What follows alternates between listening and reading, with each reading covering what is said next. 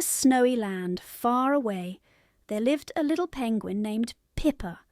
While other penguins loved to slide on the ice and dive into the sea, Pippa had a different passion: painting. She used her flippers to create colourful pictures in the snow using crushed berries and seaweed.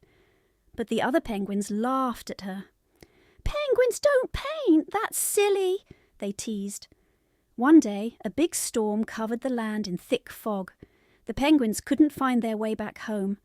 Pippa had an idea.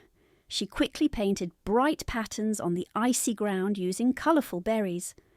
The lost penguins saw the vibrant colours and followed them back to safety.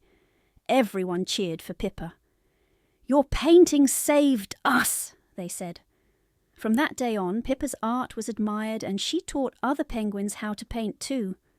Moral: everyone has a unique talent.